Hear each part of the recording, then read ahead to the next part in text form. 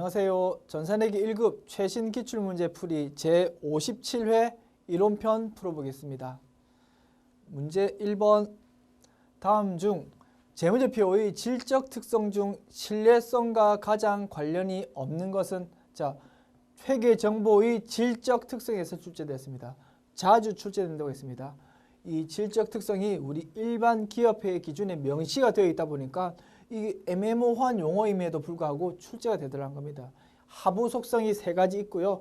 그 각각 하부 속성에 대한 성격이 명시가 되어 있다 보니까 출제가 될 수 있다는 겁니다. 그래서 이거 사실은 달달 외우는 게 좋지는 않지만 우리 하부 속성 세 가지를 알고 있고 그 의미에 대해서 우리 구분할 수 있어야지 이런 문제 쉽게 풀 수 있는 거죠. 그 모르고 그냥 개념만 가지고 덤빈다.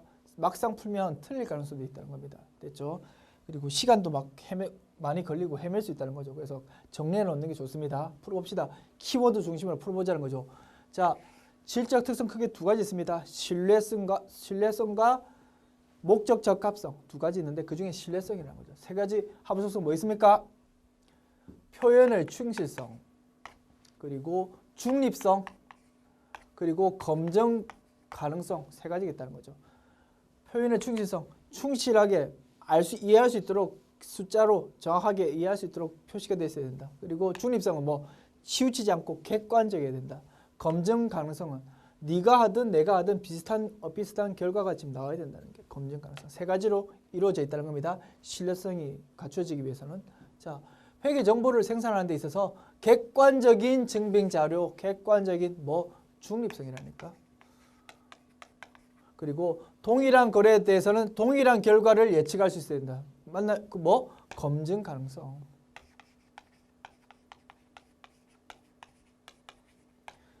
세 번째, 유용한 정보를 위해서는 필요한 정보가 재무제표에 충분히 표시해야 된다. 표현의 충실성. 표현의 충실성. 됐나요? 세 가지 우선 요소. 그럼 답은 4번 되겠지. 읽어라 봅시다. 의사결정에 제공된 회계정보는 기업의 미래에 대한 예측 가치를 높일 수 있다. 예측 가치. 이걸 뭐라고? 목적 적합성의 하부 속성인 예측 가치, 피드백 가치, 적시성 세 개 중에 하나였던 거죠. 됐습니까? 그래서 답은 4번 되겠다는 겁니다. 됐나요? 그래서 막상 이 개념을 안 가지고 그냥 막상 읽어보면 4번도 아주 멋진 문장이죠. 좋은 문장이라는 거죠. 이거 찾기 어렵다. 개념에 대해서 하부 속성에 대해서 알고 있고 개념에 대해서 좀 알고 구분할 수 있어야 된다는 겁니다. 됐죠? 그래서 답은 4번 되겠다. 문제 2번. 다음은 일반 기업회의 기준상 재무상태표의 기본 구조를 설명한 내용이다. 틀린 것은? 자, 우리 재무상태표의 작성 기준 배웠습니다. 거기서 출제되었네요. 우리 작성 기준 뭐였을까? 머릿속으로 정리해보면서 풀어봅시다. 자산은 유동자산과 비유동자산으로 구분한다. 맞다. 그죠? 자산과 부채는 유동성이 높은 항목부터 배열한다. 즉 유동성 배열법에 따라서 작성한다고 했습니다. 그래서 2번이 틀렸다는 거죠. 2번 답은 쉽게 찾을 수 있다. 나머지 읽어나 봅시다. 부채는 유동부채와 비유동부채로 구분한다. 그죠? 맞고 4번 자본은 어떻게 잉여금 구분의 원칙이죠. 5가지를 구분해서 표시해야 된다는 거죠. 자본에 대해서는 자본금, 자본잉여금, 자본조정, 기타 포괄손익 누계액, 이익잉여금. 그죠? 만약에 결손이면 결손금. 이렇게 5가지로 구분해가지고 표시한다. 4번 맞는 지문이다라는 겁니다. 그래서 답은 2번이었고요. 문제 3번. 다음 항목 중 반드시 현금성 자산에 해당하는 것은? 자, 우리 현금성 자산 배웠습니다. 현금성 자산은 뭡니까? 금융상품임에도 불구하고 취득할 당시에 만기가 3개월 이내에 있는 상품들, 그거를 현금성 자산이라고 했고요. 자, 여기서 말하는 현금성 자산은 우리가 현금 및 현금성 자산이라고 우리 범위 배웠습니다. 그 현금 및 현금성 자산을 줄여서 현금성 자산으로 부르는 경우도 있습니다. 자, 여기서는 현금 및 현금성 자산으로 보고 풀면 되겠네요. 자, 이게 결정적으로 문제를 풀고 못 풀고 하진 않습니다. 문제를 보고 우리가 현금 및 현금성 자산의 범위를 알고 있기 때문에 이게 둘 중에 뭘 의미하는지는 쉽게 우리가 판단할 수 있다는 겁니다. 됐죠? 그래서 현금 및 현금성 자산이라고 하면 더 정확한 문제겠지만 어쨌든 현금성 자산이라는 용어를 좀 제시했다는 겁니다. 자, 풀어봅시다. 지급 기일이 도래한 사채 이자표, 이게 뭡니까? 사채 우리 가지고 있는데 이자 주기로 결정돼 가지고 종이가 날라왔다는 거죠. 그 종이 들고 은행이나 우체국 가면은 돈을 언제든지 바꿀 수 있다. 통화 대용 증권이라는 거죠. 즉 현금 및 현금성 자산에 속한다는 거죠. 그래서 답은 1번 되겠다. 그죠?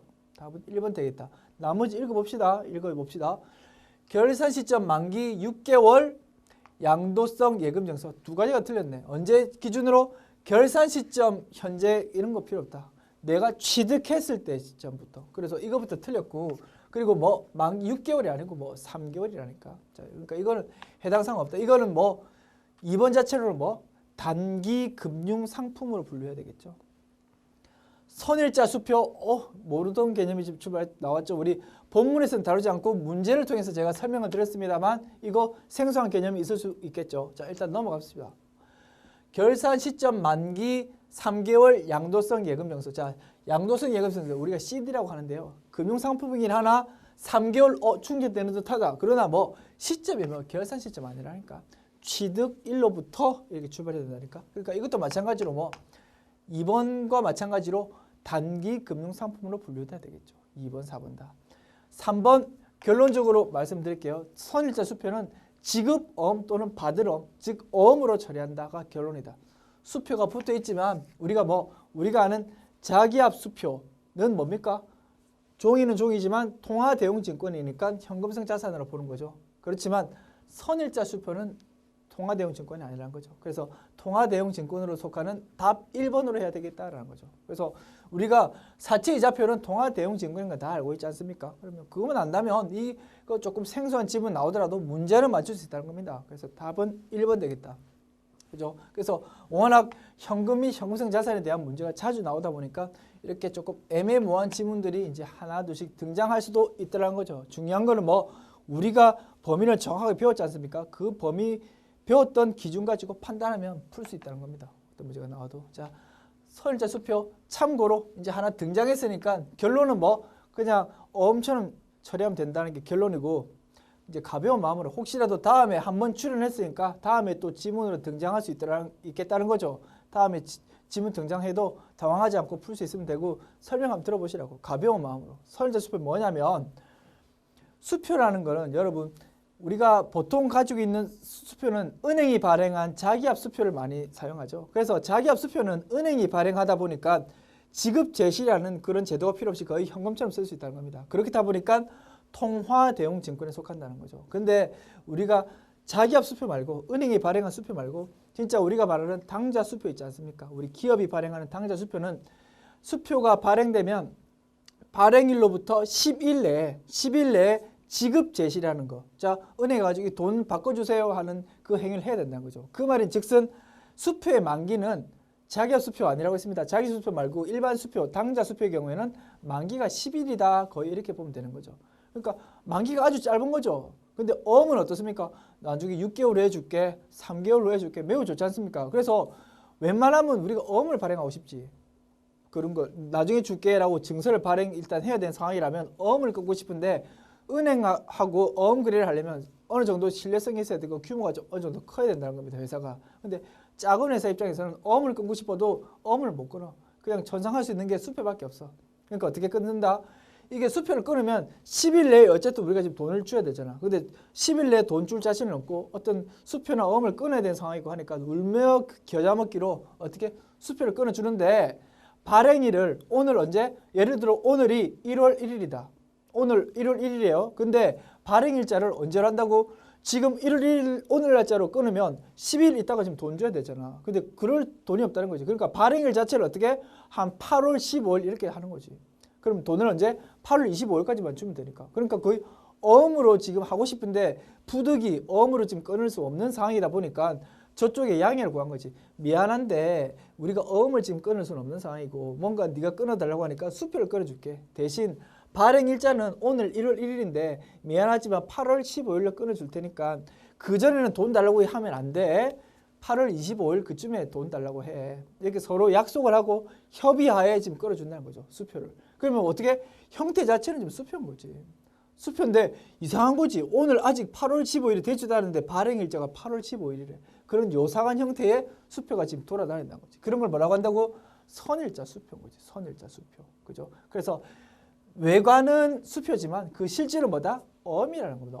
어음이라는 거다. 어음이다. 그리고 조금 더 깊숙이 얘기하면 자, 서로의 약속에 의해서 8월 25일 이후에 이렇게 지급 제시하기로 했잖아요. 근데 그렇지 않고 어음 수표는 뭐 나만 가지고 있는 게 아니고 돌고 도는 증권이라는 겁니다. 그러다 보니까 A하고 B 간에는 약속이 그렇게 돼 있지만 C라는 사람이 수표 들고 있을 때는 8월 25일 뭐 서로 했다 그런 거 필요 없다는 거지. 내가 오늘 돈 필요하니까 지급 제시 할 수도 있는 거지. 하면은 사실 돈 줘야 되는 거지. 법적으로 보면. 어쨌든 그거는 법적인 문제고 어쨌든 선일자 수표는 그런 거다라는 거죠. 그래서 우리 회계 쪽에서는 관심사가 뭐 어떻게 회계 처리할 것인지 그게 문제 아니겠습니까? 우리 입장에서는 수표지만 성격이 어음하고 똑같다 보니까 선일자 수표를 발행한 사람은 뭐 지급 어음으로 회계 처리하면 되고 그 가지고 있는 사람은 뭐 받을 어음으로 회계 처리하면 된다는 겁니다. 그게 결론이다. 됐죠? 그래서 선일자 수표 그런 거더라라는 거죠. 어쨌든 그런 거라면 성격이 지급 어음, 받을 어음이면 현금 및 현금성 자산 아니라는 거죠. 됐죠? 그래서 이렇게 생소한 게 나와가지고 이게 답이 될 가능성이 작다는 겁니다. 우리 그렇게 주눅들 필요 없다. 됐죠? 문제 4번. 다음의 거래를 회계 처리할 때 사용되지 않는 계정 과목은 자, 어떤 거래입니까? 컴퓨터, 공장에서 사용할 컴퓨터 10대래입니다. 그거를 구입하고 대금 중 50%는 키워드가 또 나왔네. 수표에 대해서 그렇게 묻고 싶은가 봐. 정확하게 회계 처리할 수 있는지. 우리 정확하게 구분해가지고 다 회계 배웠으니까 정리했으니까 이런 문제 나오면 오히려 고마운 거지. 우리는 정확하게 판단할 수 있는 문제가 나왔으니까. 당좌 수표인데 뭐 거래처가 발행한 당좌 수표래. 방금 막 길게 설명했던 건 뭡니까? 통화 대용 증권입니다. 거래처가 발행한 수표 내가 받은 거야. 그럼 뭐 현금으로 처리하면 되는 거지. 현금을 받았다 이렇게 회계 처리하면 되는 거죠. 그죠? 자, 대금 중 50%는 자, 특이하다. 뭐 그 A라는 거래처가 발행한 수표를 우리가 가지고 있는 거야. 그걸 가지고 있으면 뭐 현금으로 회계 처리했겠죠. 그거를 줬답니다. 우리가 가지고 있던 수표를 줬대요. 그럼 어떻게? 현금을 대변으로 보낸 회계 처리하면 되겠죠. 그죠? 그래서 50%는 당좌 수표를 주고 나머지는 외상으로 했다. 자, 컴퓨터 사면서 외상을 하면 뭐 외상 매입금이 아니고 미지급금으로 회계 처리한다는 게 핵심이었죠. 우리의 주된 영업 활동이 아니니까. 그래서 컴퓨터는 뭡니까? 비품이겠지 뭐. 비품 막 금액 적을 필요 없겠지만 적어 봅시다 그냥. 10대를 한 대당 50만 원, 그럼 500만 원이지 뭐. 500만 원. 비품 500만 원. 그리고 대금은 뭘로? 우리가 가지고 있던 현금을 준 거지. 이게 키였네. 50%에 대해서는 250만 원에 대해서는 현금으로 회계 처리하고요. 그리고 나머지는 미지급금으로. 외상 매입금이 아니고 미지급금으로 회계 처리한다는 거죠. 됐죠? 이렇게 회계 처리한다. 여기서 등장하지 않는 계정 과목은 외상 매입금이지 뭐. 그죠? 외상 매입금이 아니고 미지급금이라는 거죠. 답은 쉬웠네 오히려. 자, 근데 이거 현금이랑 회계 처리 이거 모르면 당황할 수 있겠죠. 헤맬 수 있겠다. 그죠? 현금, 미지급금, 비품이란 계정 과목은 등장했다. 됐죠? 그래서 당좌 수표. 남으로부터 받으면 남이 발행한 당좌 수표 받으면 현금으로 회계 처리하면 된다. 내가 당좌 수표를 발행했다. 그러면 뭐였습니까? 당좌 예금이라는 계정 과목을 대변으로 보낸다. 이거죠. 그죠? 됐죠? 이거는 뭐 내가 발행한 거 아니다. 내가 받은 거래처로부터 받은 당좌 수표를 가지고 있다가 줬다. 그 거래죠. 됐죠? 정확하게 구분하자. 5번. 다음의 계정 과목 중 분류가 다른 것은 자, 뭘 물었습니까? 손익계산서 항목의 구분에서 나왔네요. 손익계산서 영업의 수익, 영업의 비용, 판매 관리비, 매출 원가 이런 거 여러 가지 있는데 이 계정 과목이 그중에 어디에 속하는지 구분할 수 있는 문제. 이런 문제도 자주 출제됩니다. 자주 출제됩니다. 자, 봅시다. 기타의 대손상업비 뭡니까? 대손상업비인데 매출 채권이 대한 게 아니고 대여금이나 미수금에 대한 대손상업비를 기타의 대손상업비라는 계정 과목을 처리한다고 했습니다. 이거는 뭐 영업 외 비용으로 처리한다는 거죠. 영업 외 비용으로. 그리고 이자 비용, 영업 외 비용, 소모품비, 판매 관리비, 외환자손, 영업 외 비용. 그러면 답은 3번 되겠다는 거죠. 됐죠? 그래서 중요한 건 기타의 대손상각비 이게 영업의 비용인 거 아는지 그거 묻고 싶었나 보네요. 그죠? 안다면 답은 바로 찾을 수 있다. 3번. 문제 6번. 다음의 자료로 2015년 5월 5일 현재 주식수와 주당 금액을 계산한 것으로 맞는 것은 자 단기 매매 증권입니다. 단기 매매 증권의 회계처리 간혹 등장하는데요. 여기서 특이한 게 뭐 단기 매매 증권 관련해서 취득에 대한 회계처리 그리고 보유 중에 주가가 오르고 내렸을 때 회계처리 또는 처분에 대한 회계처리 세 개 중에서 여기서는 뭐 보유하는 동안 평가이익, 평가손익에 대한 회계처리가 나왔다는 겁니다. 근데 특이한 점은 무상주라는 지금 사건을 이제 제시해가지고 이거에 대해서 어떻게 처리하는지 물어봤다는 겁니다. 그래서 우리가 사실 출제 범위는 뭐다? 우리가 정리했던 부분은 단기 매매 증권의 취득, 처분, 평가 이런 회계처리만 배웠는데 무상주에 대한 회계처리는 따로 배우지 않았는데 출제되었다. 혹시 우리가 풀었다가 이 문제를 틀렸다고 해가지고 심각할 건 없다. 출제 범위가 아닌 게 사실이고 다만 이제 한번 등장했으니까 다음부터 혹시 등장하면 어려운 개념은 아니니까 다음부터는 당황하지 않고 풀면 되겠다라고 그런 자세로 가벼운 마음으로 한번 들어보시면 되겠다는 겁니다. 됐죠? 일단 우리가 중요하게 생각해야 되는 포인트는 뭐다? 단기 매매 증권을 샀다가 주가가 오르거나 내렸을 때는 단기 매매 증권 평가이익 또는 손실을 인식하면 된다는 겁니다. 됐죠? 자, 그게 중요하다. 2014년 8월 5일 갑주식을 100주를 주당 만원에 샀다. 그럼 얼마 주고 샀습니까? 100만 원에 샀네요. 자, 단기 매매 증권 100만 원. 그죠? 100만 원. 그리고 현금 주고 샀다고 합시다. 100만 원. 자, 이렇게 처리했다가 12월 31일에 7,700원 떨어졌대요. 주당 가치가. 만 원에 샀는데 7,700원으로. 그럼 어떻게? 가치가 77만 원으로 떨어졌다는 겁니다. 그럼 23만 원만큼 손해본 거죠. 그러면 뭐 단기 매매 증권 23만 원 이렇게 인식하고 단기 매매 증권 평가 손실 23만 원 이렇게 인식했겠죠. 이것까지가 우리가 중요하게 생각하는 회계처리고 자 이걸 통해서 어떻게 12월 31일에 장부가액은 얼마로 떨어졌다? 100만 원에서 23만 원 빠졌으니까 77만 원 이렇게 장부가액으로 기록되겠다는 거죠. 단기 매매 증권의 장부가액. 이까지가 중요하고요. 마지막 사건이 하나 등장했다는 거죠. 2015년 5월 5일에 무상주로 10주를 수령하였대요. 자, 무상주 취득했을 때는 어떻게 처리한다? 우리 배우지는 않았지만 자, 가벼운 마음으로 들어보세요. 무상주를 취득하면 주식이 원래 기존에 내가 100주 들고 있습니다. 100주 들고 있었는데 몇 주? 10주를 더 받았대. 그럼 내가 어떻게 처리해야 된다? 뭔가 단기 매매 증권을 늘려야 될 것 같고 하지만 금액이 뭘 해야 될까 궁금하다는 거죠. 결론은 뭐? 금액이 늘릴 거 하나도 없다는 겁니다. 됐습니까? 주식 수는 늘었지만 100주에서 110주 늘었지만 내가 가지고 있는 재산은 전혀 변동이 없다. 그 이유는 잠깐 들어보세요. 자, 주식에서 갑의 재산 상태가 즉 재무 상태표가 자산이 100억이고요. 부채가 30억. 그리고 자본이 70억이라고 합시다. 그러면 주식에서 갑의 가치는 얼마짜리 가치다? 주주 입장에서. 주주가 회사의 주인 아니겠습니까? 내가 회사 주인이다. 내가 회사 주인이면 이 회사는 얼마짜리 회사다? 100억짜리 회사가 아니고 100억이 재산 있지만 30억은 뭐 은행에서 빌린 돈이라니까. 즉 회사 처분하면 내한테 들어온 돈은 70억입니다. 즉 70억짜리 회사라는 거죠. 주주 입장에서는 이 회사의 가치는 70억이야. 근데 주식이 는 이유는 자 우리 자본에서도 여러 가지 항목이 있죠. 자본금, 뭐 자본잉여금, 이익잉여금 이런 거 여러 가지 있지만 자 자본도 있고 자본잉여금, 이익잉여금, 자본조정, 기타 포괄손익 누계액 여러 가지 있지만 자본하고 이익잉여금 두 가지만 있다고 생각해 봅시다. 이익잉여금인데 이게 합하니까 얼마? 70억이란 거죠. 그런데 자본금이 지금 현재 얼마다? 예를 들어서 자본금이 예를 들어서 30억이고요. 이익잉여금이 40억이다.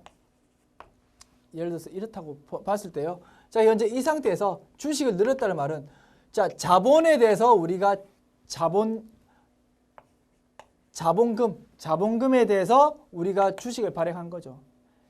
자본금의 가치가 뭐 여기서 말하는 액면가액이죠. 그죠? 5,000원이죠. 5,000원 곱하기 주식이 현재 발행된 숫자 곱한 게 이 현재 자본금으로 된다는 겁니다. 그까지는 알겠죠? 근데 이 상태에서 그러니까 당연히 액면가액과 주식의 진짜 가치는 전혀 다르다는 거죠. 그 이유는 뭐 주식의 가치는 이 70억, 이 자본의 가치가 주식의 가치고 우리 액면가액은 뭐 그 중에서 구성 요소인 자본금의 가치가 액면가액이라는 거죠. 그래서 그 상태에서 이 이익잉여금이 이제 많이 쌓여 있다는 거죠. 40억 지금 쌓이는 이 이익잉여금이 너무 많이 쌓여 있으니까 이걸 뭘로?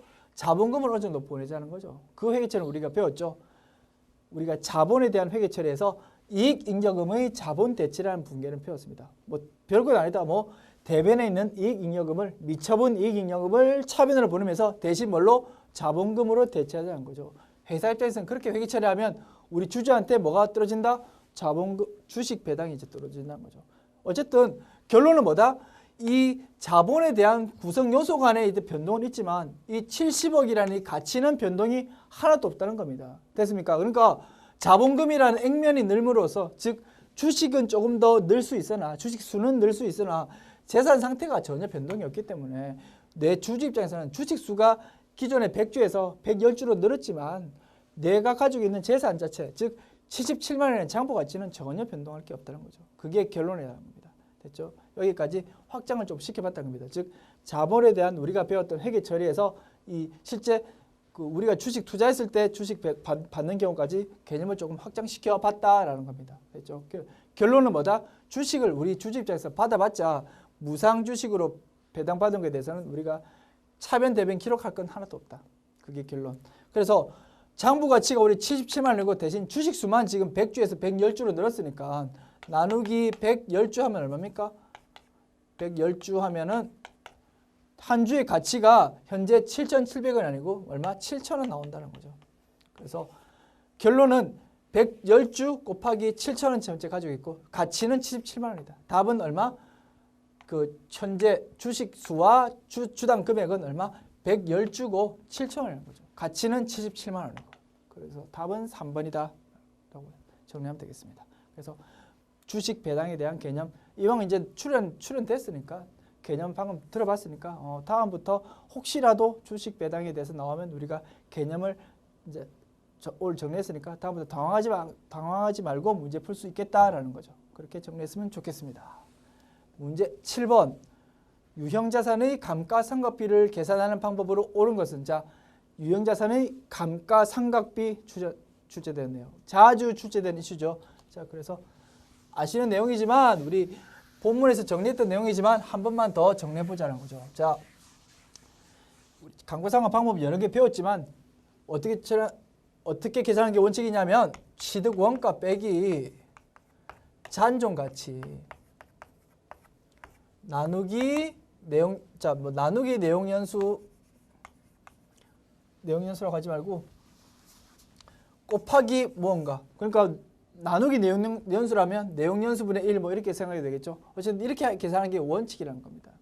이게 계산하는 게 원칙이고 예외 딱 하나 예외는 뭐 정률법만 취득 원가 마이너스 잔존가액이 아니고 감가상각 누계 곱하기 무언가를 곱한다. 이 예외 딱 하나 정률법만 이랬다는 거죠. 그리고 이중체감법이라고 배웠습니다. 이중체감법이 이름은 물론 다르지만 결국 알고 보니까 뭐 이렇게 계산하는 정률법의 종류의 하나였다는 거죠. 정률법은 뭡니까? 이 특별한 율을 구하려면 뭐 이 잔존가액과 취득원가 그리고 내용연수 세 가지를 가지고 세제곱근, 네제곱근, 이 제곱근을 통해서 구해야 된다는 거죠. 정률법은. 근데 제곱근을 구하기가 쉽지가 않으니까 이중체감법은 뭘 이 제곱근 대신에 뭐 내용연수분의 2 즉 예를 들어서 내용연수가 4년이면 4분의 2 이 숫자를 여기에 넣는 것만 다를 뿐 결국은 정률법의 종류의 하나로 볼 수 있다라고 우리 정리했습니다. 그러니까 즉 이중체감법과 정률법만 이렇게 계산하고 나머지는 뭐 출발점은 뭐 취득원가와 잔존가액에서 출발한다.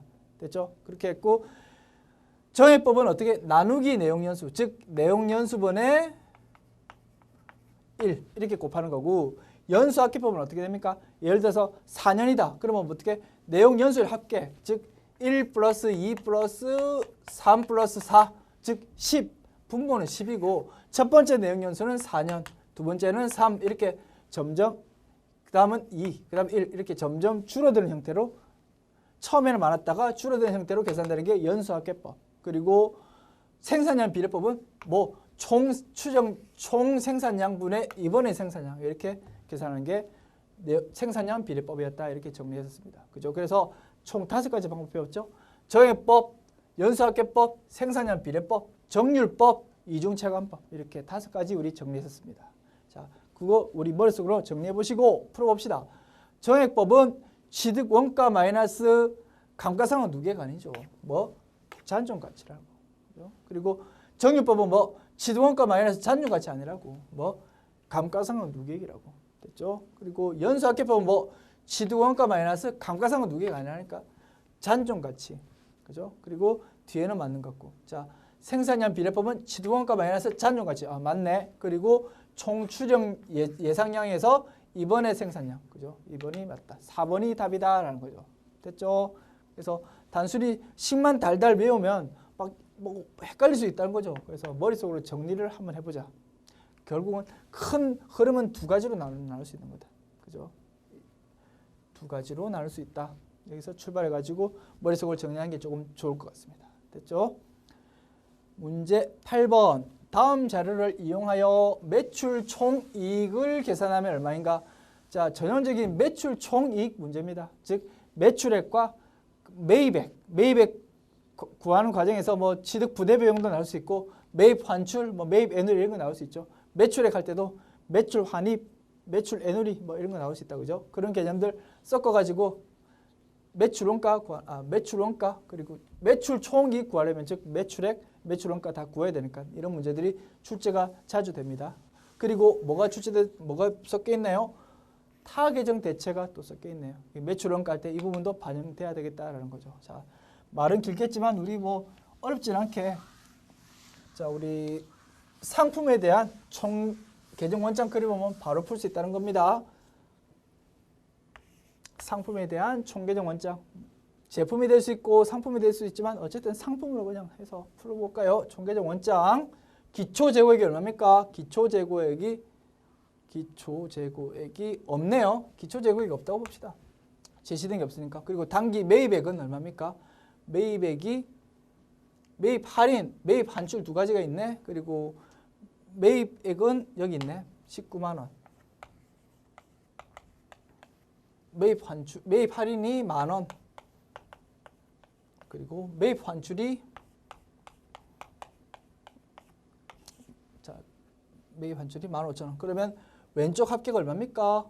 19만 원에서 마이너스 25,000원. 165000. 그리고 기말 재고가 언제 얼마입니까? 기말 재고액이 7,000원. 자, 기말 재고에서 끝난 게 아니고 뭐 타계정 대체가 여기 있었다는 거죠. 타계정 대체가 3만 원 있었네.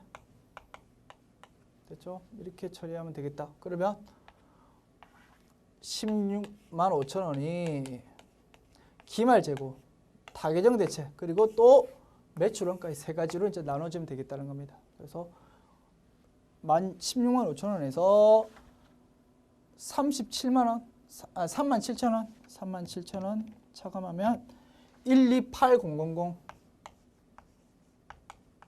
002 매출 원가가 되겠다는 거죠. 그래서 타계정 대체 어떻게 처리하는지 우리 총계정 원장에서 어떻게 처리되는지 배웠고요. 요거 혹시 개념이 흔들리신 분들은 본문 내용 한 번만 더 확인해 보시면 되겠다는 겁니다. 됐죠?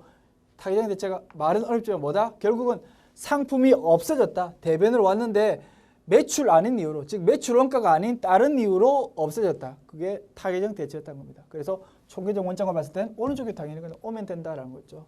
자, 그리고 매출 원가 12만 8천 원 구했고 매출액 얼마입니까? 구해봅시다. 여기서 바로 구해볼까요? 매출액 25만 원인데 그에 대해서 매출에 대해서 할인이 하나 있었다. 매출 할인이 3만 원 있었고 매출 애누리가 5만 원 있었다는 겁니다. 그래서 25만 원 마이너스 3만 원 마이너스 5만 원은 얼마입니까? 17만 원 되나요? 17만 원. 자, 그러면 17만 원. 매출은 17만 원. 그리고 매출 원가는 12만 8천 원. 여기서 빼면 얼마입니까? 17만 원 마이너스 12만 8천 원 4만 2천 원 되겠네요. 그러면 매출 총이익은 4만 2천 원 되겠다. 결론 났네요. 그러면 답은 4만 2천 원. 답은 1번 되겠다. 그죠? 조금 시간이 걸릴 수 있겠지만 정리를 해보면 크게 헷갈릴 만한 거 없다. 그죠? 이 순서대로 풀면 되겠다. 됐죠? 좋은 문제 같네요. 한번 좀 눈을 익혀보시면 좋을 것 같습니다. 됐죠? 9번 다음에서 설명하고 있는 원가를 원가 행태에 따라 분류하고자 할 때 가장 적절한 것은 자 자주 출제되죠. 쉬운 것 같은데 자주 출제된다. 뭐 고맙죠 우리 입장에서. 자 원가 행태에 대한 분류. 자 봅시다. 관련 범위 내에서 조업도 변동에 관계없이 총원가가 일정하고 조업도의 증가에 따라 단위당 원가는 감소한다. 너무 쉬웠나요? 일정하게 계속 발생하다 보니까 점점 단위당 원가로 따지면 점점 줄어드는 거지. 많이 생산하면 생산할수록 단위당 원가가 줄어드는 효과가 나오는 거죠. 고정 원가. 됐죠? 그래서 답은 2번 되겠다. 됐죠? 일정하게 발생한다. 고정 원가다. 11번 다음은 재무제표와 관련된 산식이다. 틀린 것은 자 뭐에 대해서 출제됐다고 보면 됩니까? 원가의 흐름에서 출제됐다고 보면 되겠네요. 자주 출제되는 이슈죠. 이것도 자 원가의 흐름 뭐 바로 보고도 풀 수 있겠지만 그림으로 잠깐 한번 그려보자고요. 우리 해설하는 시간이니까. 제공품,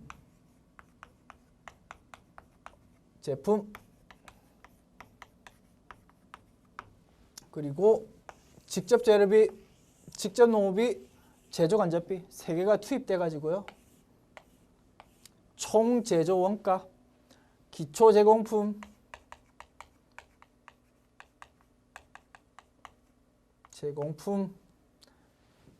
기초 제공품,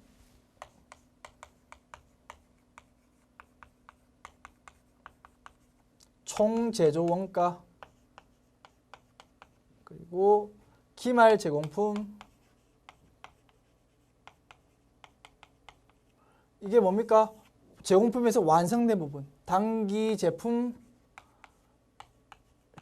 제조 원가. 자, 단기 제품 제조 원가는 제품 쪽 총계적 원자 왼쪽으로 이제 기록되는 거고, 기초 제품, 기말 제품, 자, 팔린 부분에 대해서는 매출 원가. 이렇게 기록된다는 겁니다. 이게 일련의 흐름이죠. 여기서 맞춰보자고. 틀린 게 뭐냐고. 매출 원가는 기초 제품 재고액 플러스 단기 제품 제조 원가 마이너스 기말 제품 재고액. 맞다, 그죠? 2번 단기 제품 제조 원가는 기초 제공품 플러스 단기 총 제조 비용 마이너스 기말 제공품 재고액. 맞다, 그죠? 3번 단기 총 제조 원가는 뭡니까? 직접 재료비, 직접 농업비, 가공 원가는 아니지. 직접 재료비, 직접 농업비, 제조 간접비 되겠지. 제조 간접비. 그죠? 그러니까 제조 간접비. 아니면 가공 원가를 굳이 쓰고 싶다면 뭘로 하면 됩니까?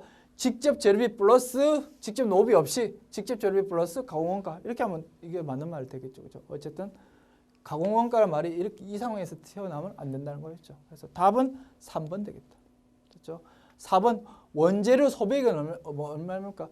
원재료 입장에서 봤을 때도 기초 원재료 제공이 있다면 자 사용액은 이 부분 되겠죠. 기초 원재료 재고액 플러스 단기 원재료 매입액 마이너스 기말 원재료 뺀 거 이 금액이 원재료 소비액 되겠다라는 거죠. 그죠? 그 개념이었고 그래서 원가의 흐름에 대해서 산식으로 이렇게 제시된 문제라고 보면 되겠습니다. 됐죠? 답은 3번. 11번 다음 중 보조 부문비 배부 방법이 아닌 것은 자 답은 뭐 바로 찾을 수 있겠네. 자 우리 보조 부문에 대해서 제조 부분으로 원가 배분하는 거 배웠습니다. 그죠? 뭐 예를 든다면 우리 식당과 뭐 제가 자주 드는 예가 뭡니까? 식당하고 경비 아저씨들. 식당부와 경비부, 경비팀 여기서도 인력 인건비나 재료비 같은 게 드는 거죠. 이 원가도 어쨌든 제품 원가에 반영을 하고 싶은데 그러다 보니 그렇게 하려고 하면 일단은 뭐 제조를 담당하는 절단, 조립 이런 부서에 일단 먼저 배부를 해야 된다는 거지. 그래야지 이게 제조 간접비로 돼가지고 각 제품으로 이제 뿌려진다는 거지. 그러니까 이 보조 부문 원가를 제조 부분으로 원가를 뿌리는 과정이 필요한데 여기서 문제는 식당 아저씨와 경비 아저씨 간에 서로 주고받는 원가들이 있다는 거지. 예를 들면 뭐 경비 아저씨가 여기 식당도 지켜준다는 거지. 그리고 식당에 와가지고 경비 아저씨도 와서 밥을 먹는다는 거지. 서로 주고받는 원가에 대해서는 어떻게 처리할 것이냐에 따라서 종류가 세 가지 나눠진다는 거지. 단계 배분법, 한 단계만 딱 인정해주자. 직접 배분법, 이런 거 서로 주고가면은 고려하지 말고 그냥 무조건 이쪽으로 일방통행만 하자. 상호배분법, 진짜 고려 다 해주고 정확하게 계산해보자 라는 세 가지 방법이 있었다라고 배웠습니다. 그리고 총원가 비례법은 뭡니까? 우리 정상 개별 원가 계산에서 그 예정 배부율 가지고 배부한 금액과 실제 배부액 차이를 어떻게 조정할 것인지 하는 개념에서 종류가 몇 가지 있었죠. 그 중에서 총원가 배분법 이런 게 등장했었다라는 거죠. 그래서 뭐 물론 답만 찾는다면 쉬웠지만 우리가 배웠던 내용 한번 리마인드 한번 해봤다라는 겁니다. 됐죠? 그래서 답은 1번 되겠다. 12번 개별 원가 계산에 대한 다음의 설명 중 가장 옳지 않은 것은 자 개별 원가 계산의 특징 그리고 개별 원가 계산과 종합 원가 계산의 특징 비교 이런 문제 자주 출제됩니다. 여기서도 어김없이 출제되었습니다. 봅시다. 1번 개별 원가 계산에 대한 설명입니다. 개별 작업에 대한 추적 가능성을 중시하여 원가를 구분한다. 즉 개별 원가 계산에서는 자 제조 간접 부분이 있고요. 작업 A, 작업 B, 작업 C라는 다품종 소량 생산 지금 체제라는 겁니다. 그래서 A, B, C에 대해서 각각 직접 재료비와 직접 노무비는 있다는 거지.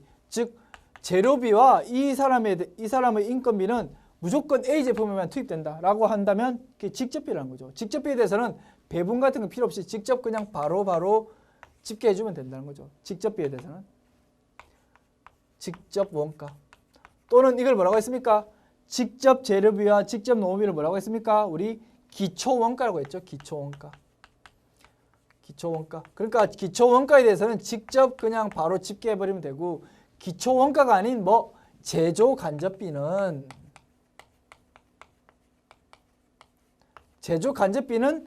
배부율을 통해서 배부해야 된다는 게 핵심이었죠. 그래서 제조 간접비와 기초원가 두 개로 나누는 게 개별 원가 계산이라는 거죠. 그래서 기초원가라는 개념이 뭐 꼭 시험 문제 내려고 기초원가라는 뭐 용어 쓰는 게 아니고 개별 원가 계산에서는 원가를 기초원가와 제조 간접비 두 개로 나누는 개념이다 보니까 이런 용어가 등장했고 시험에 자주 출제된다라고 저희가 정리했었습니다. 됐죠? 그러니까 길게 설명했는데 어쨌든 추적 가능성이 있냐 없냐에 따라서 서로 달리 처리한다는 거죠. 개별 원가 계산에서 맞는 설명이다. 그죠?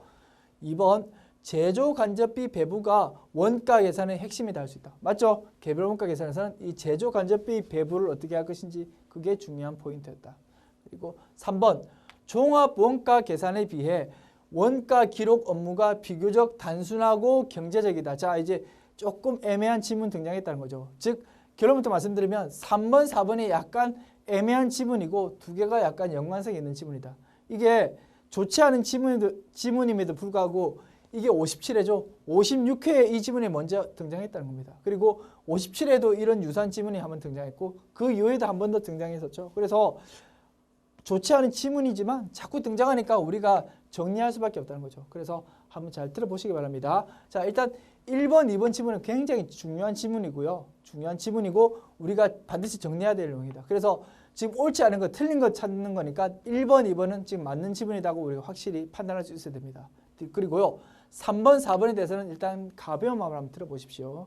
자, 혹시 내가 실전처럼 풀었는데 이 문제 틀렸다고 3번, 4번 이해 못해가지고 틀렸다? 심각한 상황 아니다. 앞으로 이런 지문 나왔을 때 풀면 된다는 거죠. 자, 이왕 이제 틀린 걸 할 수 없고 자, 이제 가벼운 마음으로 들어보시고 앞으로는 이런 문제 나오면 이렇게 풀겠다라고 마음을 정리하면 되겠다는 겁니다. 들어보세요. 종합 원가 계산에 비해 원가 기록 업무가 비교적 단순하고 경제적이다. 그리고 종합 원가 계산과 비교할 때 보다 정확한 원가 계산이 가능하다. 서로 상반되는 개념인데 뭐냐면 자 개별 원가 계산에서는 제조 간접비 배부가 핵심이었고 종합 원가 계산에서는 뭐가 핵심이었습니까? 종합 원가 계산에서는 완성품 환산량 산정이 핵심이었다는 거죠. 완성품 환산량은 이 파이프라인으로 쭉 가는 거에 대해서 재료비가 투입됐다. 그리고 원가가 투입됐을 때 이거를 이 제공품과 기말 이 산출분을 두 개로 나누는 게 핵심이었는데 이걸 나누려고 하다 보니까 제공품의 완성도와 이 완성품의 완성도가 서로 다르니까 서로 똑같은 어떤 그 일관적으로 좀 일관되게 사용할 수 있는 개념을 구하려고 하다 보니까 완성품 환산량이라는 개념이 등장했다는 거죠. 이게 결국은 이 성격이 뭐라고요? 평준화라는 겁니다. 평준화. 그죠? 종합원가 계산은 이 완성품 환산량이라는 개념을 쓰다 보니까 평준화, 그러니까 제공품과 제품이 엄연히 다름에도 불구하고 이걸 똑같은 개념으로 좀 사용해가지고 안분하려는 개념이 있다는 거죠. 그렇다 보니까 이게 특징이 뭐냐면 굳이 특징을 본다면 종합원가와 개별원가 계산을 비교해봤을 때 종합원가 계산은 평준화라는 개념을 쓰다 보니까 조금 정확도는 떨어진다. 그런데 계산을 빨리 할 수 있다라고 보는 입장이라는 겁니다. 됐습니까? 결론. 종합원가 계산은 개별원가 계산에 비해서 평준화라는 개념을 쓰다 보니까 좀 계산은 좀 빨리 할 수 있다. 그런데 정확성은 좀 떨어진다. 이렇게 본다는 겁니다. 역으로 말하면 개별원가 계산은 종합원가 계산에 비해서 정확성은 좀 높은데 계산은 조금 어렵다. 이 개념이 되겠죠. 자, 그렇게 정리하고 싶다는 겁니다. 이 출제한 교수님은. 됐습니까? 정리해드렸죠? 그러면 풀어봅시다. 종합원가 계산에 비해 원가 기록 원부가 비교적 단순하고 경제적이다. 이게 아니라는 겁니다. 비교적 단순하고 경제적인 개념은 종합 원가 계산이다라는 거죠. 됐죠? 그래서 답은 3번 되겠다. 4번 볼까요? 종합 원가 계산과 비교할 때 보다 정확한 원가 계산이 가능하다고 그럽니다. 개별 원가 계산은. 자, 됐죠? 그래서 이렇게 정리해서 풀자라는 거죠. 좋은 지문은 아니지만 우리 수험생 입장에서는 뭐 좋고 나쁘고 지금 판단할 입장은 아니라는 거죠. 됐죠? 그래서 종합 원가 계산 개별 원가 계산을 비교할 때 이런 용어가 나오면 핵심 키는 뭐다? 평준화 또는 완성품 환산량 이 두 가지 가지고 풀자는 거죠. 됐죠? 정리됐고요. 자, 제가 생각한 건데 개별 원가 계산, 종합 원가 계산이 워낙 자주 출제되지 않습니까? 자주 출제되다 보니까 점점 지문을 확장하고 싶다는 겁니다. 그러다 보니까 약간 논란의 여지가 있는 이런 개념들이 지문이 좀 등장하게 된 상황 같아요. 어쨌든 히스토리는 그런 것 같고 앞으로 나오면 이 키워드로 풀자는 거죠. 잘 풀자는 거죠. 됐죠? 13번 다음 자료에 의하여 상품 판매 기업의 부가가치세 납부세액을 계산하면 얼마인가? 자, 부가가치세 문제인데요. 부가가치세 납부세액이라는 개념 묻고 싶다는 거죠. 납부세액은 별거 아니다. 매출세액에서 매입세액 빼면 된다. 근데 매입세액은 전부 다 빼는 게 아니고 매입세액 불공제 항목이 있으면 그거는 불공제 되니까 그거 고려해가지고 구하자라는 게 핵심이었다. 됐습니까? 그거 보고 풀어보면 됩니다. 자주 출제되고 있습니다. 요새 최근 들어서 납부세액 구하는 문제 한 두세 번 계속 등장하고 있는 것 같아요. 한번 눈여겨봤으면 좋겠습니다. 조금 더 보셨으면 좋겠어요.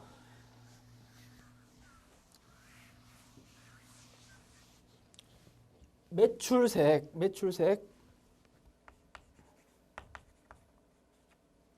얼마입니까?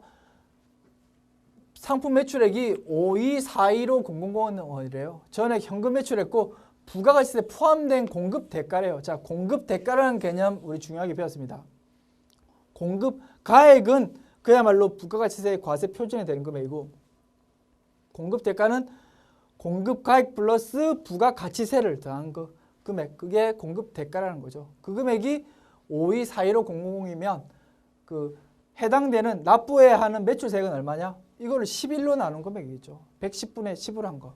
그리고 그러면 415,000원이 부가가치세까지 다 포함된 금액이니까 110분의 10만큼이 부가가치세 매출세액이라는 거죠. 됐습니까? 그리고 자, 금액을 바로 구해볼까요? 52415,000 나누기 11은 4765,000원이 매출세액이란 겁니다. 그리고 매출세액 그리고 매입세액 봅시다. 매입세액은 얼마일까요?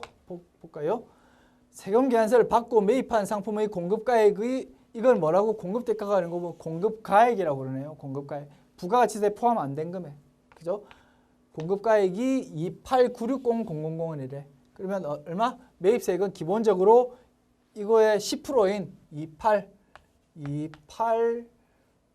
2896000원이라는 거죠. 매입세액이. 근데 이게 다 공제 못 받고 이 중에 뭐 150만 원 이게 공급가액이래요. 그러니까 이게 10%만큼 하면 되는 거지. 부공제 받는 금액이. 150만 원만큼은 뭐 선물 구입비래. 거래처의 선물 구입비. 즉 뭐 접대비라는 거죠. 접대비는 뭐 매입세액 불공제 항목이죠. 그래서 어떻게 150만 원의 10%인 15만 원만큼은 매입세액 공제 못 받는다고. 그럼 공제받을 수 있는 건 2896000에서 15만 원 뺀 금액만 공제받을 수 있다는 거죠. 얼마입니까? 2896000 마이너스 15만 원.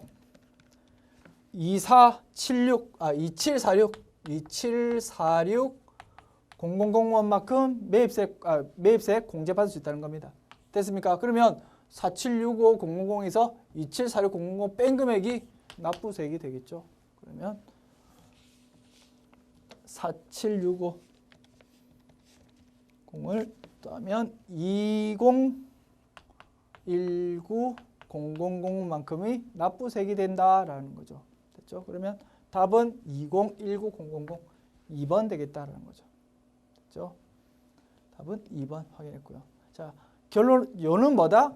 매출세액과 매입세액 구해서 매출세액 빼기 매입세액 하면 납부세액 나오는데 매입세액 할 때 주의할 점이 불공제 항목이 한두 개 끼어 있다는 거죠. 그래서 이게 선물구입비, 거래처의 선물구입비가 접대비인지를 아는지, 접대비는 불공제되는 거 그 사실을 아는지 그것만 안다면 풀 수 있다는 겁니다.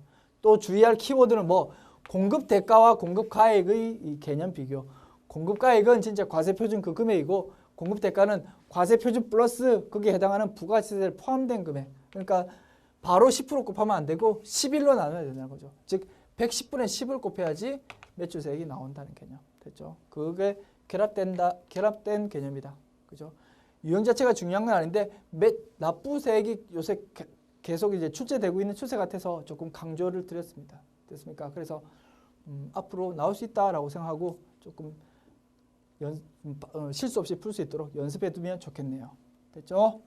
14번 세금계산서의 필요적 기재사항이 아닌 것. 자, 세금계산서의 필요적 기재사항 가끔 출연하는 것 같습니다. 세금계산서의 필요적 기재사항. 자, 연습해 놓으시고요. 자, 답은 뭡니까? 공급가액과 부가세액 맞다. 작성연월일 맞다. 공급받는 자의 등록번호 맞다는 거죠. 공급하는 자의 주소는 아닌 겁니다. 주소는 아니다. 그러면 답은 4번 되겠다. 답은 쉽게 찾았는데요. 키포인트 한 번 더 강조드립니다. 작성연월일은 필요적 기재사항 맞는데 이거하고 뭐가 다르다? 공급일자하고는 엄연히 다르다. 그래서 작성연월일 대신 공급일자가 끼어서 출제될 수 있다는 겁니다. 공급일자 나오면 이거는 필요적 기재사항 아니다. 됐나요? 그래서 우리 세금계산서 생긴 거 보면 작성연월이라고 적혀 있지만 그거는 필요적 기재사항. 그건 반드시 기록되어야 되어 있는데 공급일자라고 또 따로 칸이 있습니다. 그거하고 다르다는 겁니다. 개념이 전혀. 됐죠? 그 개념. 월합 세금계산서 할 때 설명했죠. 공급일자는 월 중에 있더라 하더라도 작성일자는 뭐 월 말 작성일로 한다는 거죠.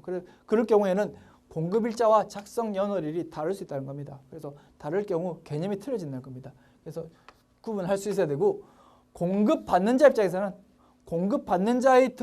입장에서는 그 상호 없이 등록번호만 적으면 충분하다. 근데 공급하는 자 입장에서는 상호와 등록번호 둘 다 적어야 된다. 그것도 문제되기 아주 좋다는 거죠. 실무에서는 크게 민감하지 않은 상황인데 우리 법규에 필요적 기재사항 해가지고 짝짝 열거가 돼 있다 보니까 문제되기 아주 좋다는 겁니다. 그래서 공급받는 자는 등록번호만 필요적 기재사항이고 공급하는 자의 경우에는 주소는 안 들어가고 주소는 필요 없고 상호와 사업자 등록번호 두 개가 다 있어야 된다. 됐죠? 그렇게 정리해 주시면 좋을 것 같습니다. 왜? 자주 출제되고 문제되기 딱 좋다는 겁니다. 됐죠? 15번 부가가치세법상 과세표준에 포함되지 않는 것은 자 부가가치세의 과세표준에서 출제되었네요. 과세표준에서 포함되는 것, 포함되지 않는 것 자주 출제된다는 겁니다. 됐죠? 관세 같은 거 포함됩니까? 자, 수입 통관 과정에서 붙는 관세 포함한다는 겁니다. 그리고 개별 소비세 포함한다는 겁니다. 왜? 통관 과정에서 붙는 거니까. 그리고 매출 거래에 따른 이자. 자, 이게 애매할 수 있는 개념이죠. 개념이 정확하지 않으면 틀릴 수 있다. 이자라고 해가지고 무조건 포함 안 되는 게 아니고 할부 거래 같은 경우 자, 우리 부가가치세는 무조건 명목가액으로 한다는 겁니다. 그래서 자, 할부 매출로 인해서 100만 원 받기로 했으면 100만 원을 받기로 했다면 100만 원 자체가 우리 과세 표준입니다. 우리 부가가치세법에서는. 근데 현재 가치를 한다는 거죠. 우리 회계상으로는 한 2년 후에 100만 원 받기로 했다. 그러면 100만 원을 표기하지 않고 2년 후에 100만 원을 현재의 가치로 당기면은 계산해 보면 2년 후 100만 원은 지금 가치로 따지면 한 90만 원밖에 안 된다는 거죠. 그래서 100만 원을 기록하지 않고 90만 원만 기록하고 10만 원에 대해서는 뭐 현재 가치, 할인 차금 이런 개념을 써가지고 기록한다는 거지. 그렇지만 우리 부가가치세법에서는 그런 90만 원 되는 현재 가치 따지지 않는다. 우리는 뭐 그냥 나중에 받기로 한 100만 원 전체가 다 과세 표준이라는 거죠. 그렇다 보니까 이 10만 원 현재 가치에 해당하는 이런 이자 부분에 대해서도 그냥 과세 표준에 포함한다고 배웠습니다. 그렇다 보니까 할부 거래에 따른 이자액 이런 거는 과세 표준에 포함된다라고 우리 정리했다라는 거죠. 그래서 결론은 뭐 과세 표준에 포함되지 않는 게 아니다. 포함된다. 됐죠? 그러면 답은 뭘까? 매출 애누리라는 거죠. 매출 애누리, 매출 할인, 매출 환입 다 차감한다고 배웠습니다. 됐죠? 그래서 답은 4번. 됐죠? 그래서 포함하는 것, 포함 안 하는 것, 공제하지 않는 것 이렇게 각각 우리 법전에 열거된 대로 우리 정리 딱딱 해가지고 키포인트로 정리했다는 거죠. 그 개념을 항상 가지고 있었으면 좋겠다. 왜? 출제가 자주 된다는 겁니다. 됐죠? 그래서 여기까지 풀어봤네요. 제 57회 풀어봤는데요. 대체로 계속 반복되는 패턴들이 계속 나왔다고 보여집니다. 조금 15문제 중에 상당 부분이 계속 반복되는 패턴들이었다라고 정리가 되네요. 그래서 문제 수가 좀 많긴 한데요. 뭐 사실 15문제 거의 대부분이 중요한 패턴이고 계속 반복되는 패턴이라고 할 수 있겠지만 제 개인적으로 봤을 때 15문제 중에 조금 더 중요한 거 물론 나열해 보니까 너무 많아. 한 10문제 정도 되긴 되지만 제 생각 같아서는 표시해 놨다가 한번 눈으로 한 번이라도 좀 더 보면 도움되지 않을까 싶어서 한번 풀어볼게요. 1번, 3번, 5번, 7번, 8번, 9번, 10번, 13번, 14번, 15번 다 매우 한 10문제 정도가 되지만 매우 자주 출제되는 그리고 앞으로도 출제될 가능성이 매우 높은 문제로 보여집니다. 그래서 눈으로 조금 익혀 두시고요. 조금 이런 문제 좀 틀릴 수 있겠다 싶으면 조금 연습을 한 2번 정도, 3번 정도 하면 더 좋을 것 같다는 욕심이 드네요. 자, 수고하셨습니다.